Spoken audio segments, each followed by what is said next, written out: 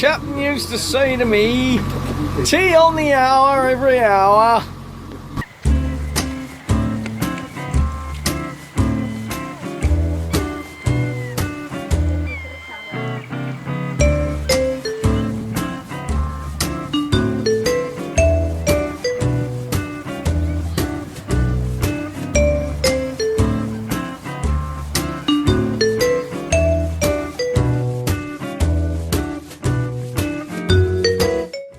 Before we left this beautiful island of Guernsey for pastures anew, we took a day trip to Sark to explore.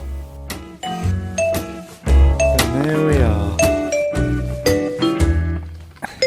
And here we have the main highway of the island as we wander through down to the end. It's like time's gone past. Local community, a few houses spread down and that follow down into a deep valley. It's quiet.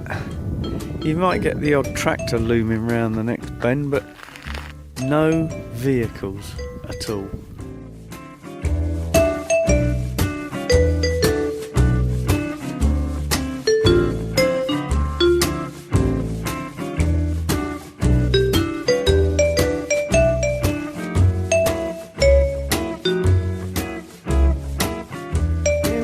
Walking down into Little Sark, across the ravine, over and beyond. As we turn the bend here, it looks like a Great Wall of China, doesn't it? Hey? You can say you've been to the Great Wall of China.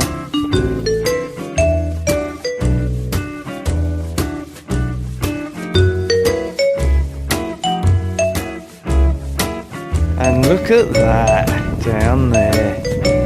Wow.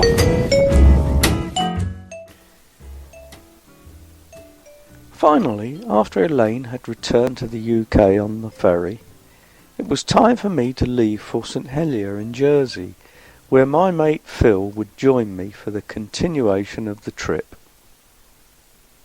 My old captain used to say to me, tea on the hour every hour. Well, here we are, we're doing our, well, I think it's my first single-handed passage in this vessel. We had a bit of a trouble getting away because I was pressed on the pontoon and some guys gave me a hand to push her off, and I sprung her off and away we went in the end. And I also had a bit of trouble getting the mainsail up, but because I came out of St Peter's Port and there was just loads of yachts in the way, so I didn't have enough sea room. Yeah, here we are, we're on our way. I'm going to put the kettle on in a minute, have a cup of tea, and then have a little ginger nut. That'll be nice, won't it? Hey, lovely. You can see that there's some big swells coming in. You can't really see it on the camera. They almost make the land disappear. There's the coast of Jersey, look, over there. We're heading on down there. We're heading on down. That's it, we're up on deck now. We can see, not sure if anyone can see that, there's a little lighthouse ahead. Yeah, there's Jersey in all her glory. Lovely evening. Sun shining. Oh, crikey. Nearly got hit by the boom then. The yacht over there coming across, doing a fantastic speed and very low wind strength. There it is.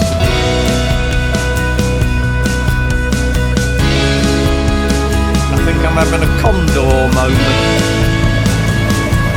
She's coming past fast. 18 knots. And I'm only doing 7. Yeah, well, it's a bit swelly out here. There's quite a bit of swell rolling down. The wind's dropped off, fortunately.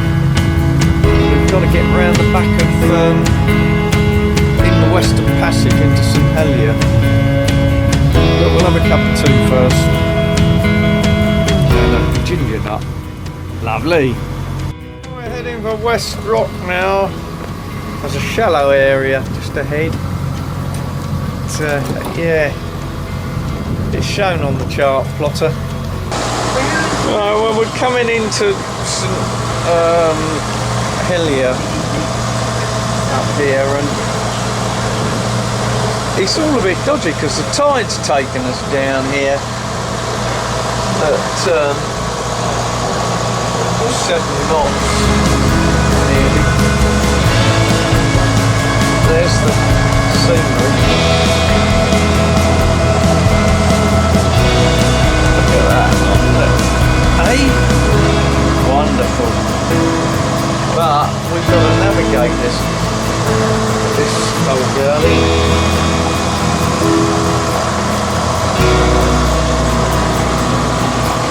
Somehow we've got to navigate it in.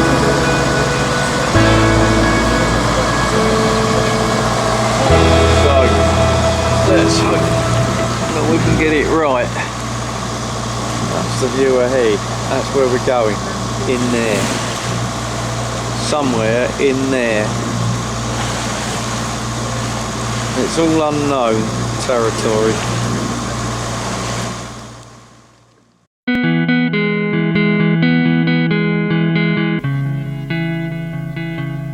We left St Helier next morning. We went round into St Aubin Bay, where we dropped the anchor in about 6 metres of water, had lunch and waited for the south-going tide down through the Minkies towards St Malo. At 14:30 hours we upped anchor and made our way out to pick up the route towards St Malo. The tides in this area are always going to be a bit confusing. It was another hour before the tidal flow actually seemed to be helping us on our way. We were making our way towards the southeast Minkies Cardinal Buoy. By the time we passed it, the tide was slowing down our progress quite considerably. My old captain said to me, he said, tea on the hour every hour and a hobnob. Second in command, think of things. How are you getting on there, Philip? Beautiful, beautiful ride. Yes. We're just going past the Minkies. Police boy marking the Minkies. When the Minkies, they're UK territory apparently. Just having a little review of what we've got on here. We're heading down to St Malo and we're going through the shallow rocky area of the Minkies, as the British call them. And here we are, we got Bellini under autopilot. There's Philip over there. And he's keeping an eye on the boys for us. And yeah, we're motoring on down there. We've got about 4 or 5 hours to go. It might well be dark by the time we get there. But we're picking up the tide in our favour now.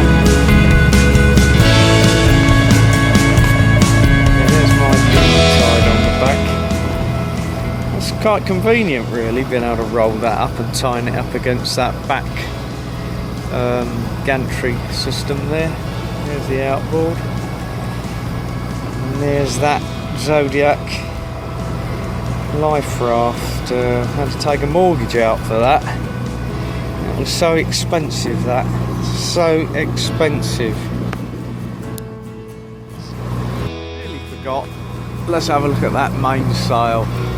Now that mainsail was even more expensive than the life raft, but it does the biz, that's for sure.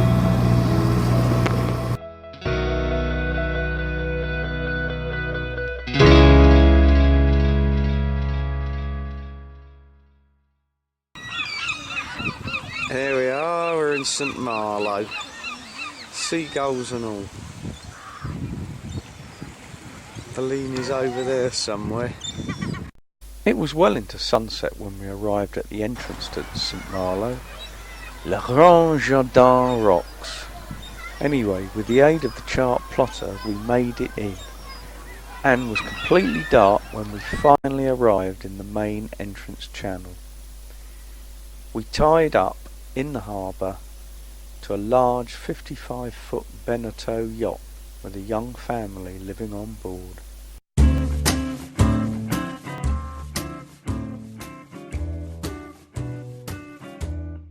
The next day we took in a meal at a lovely hotel restaurant and spent the rest of the day exploring the town. The following day we left the marina at St. Malo for the Rance River and the upper reaches. Access to the upper Rance is via the lock, which takes you above the barrage. This area is a massive waterway controlled by EDF and drives a hydropower system. The tidal levels are reported to be fairly unpredictable, but there are tables to help which are available from the marina. My old captain used to say to me, tea on the hour every hour.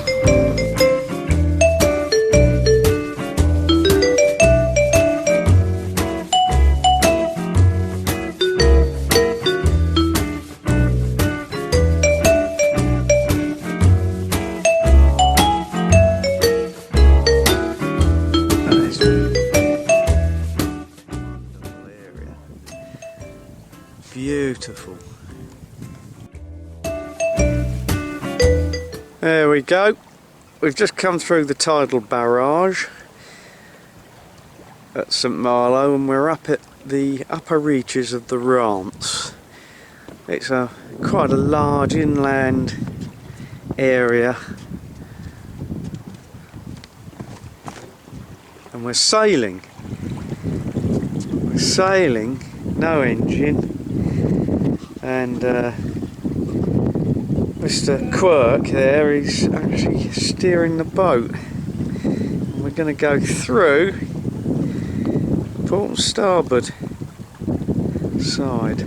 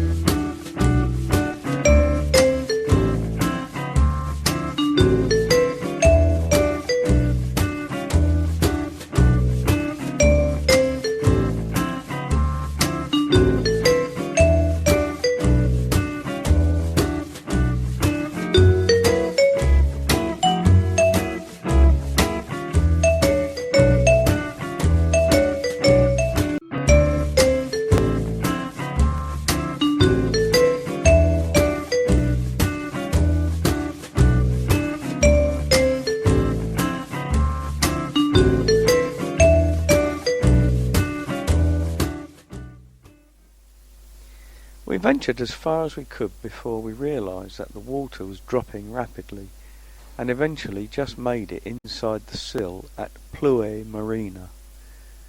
This lovely little secluded marina is run by a lovely lady who will take orders for fresh bread and croissants to be delivered to your boat every morning. We took a small community bus into the medieval town of Dinan.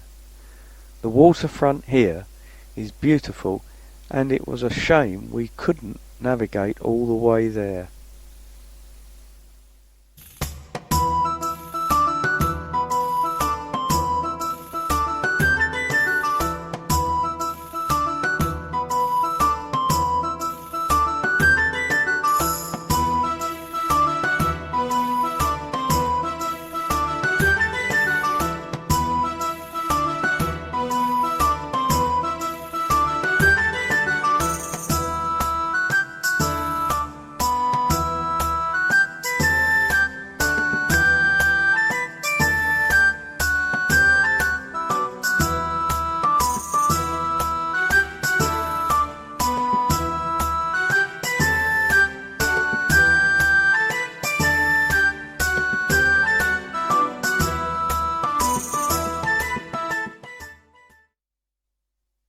The next day we left Pluer Marina and headed back down through the lock and out to sea for our passage round to St Cast.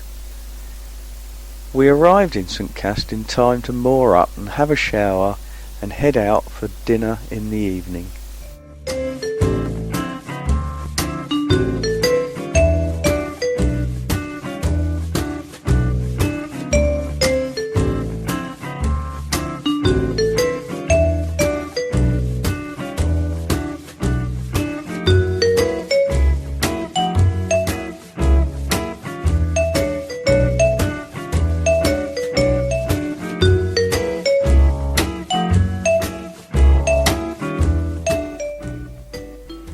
The following day we headed off for St Quay-Portreau, which was another few miles going west along the coast.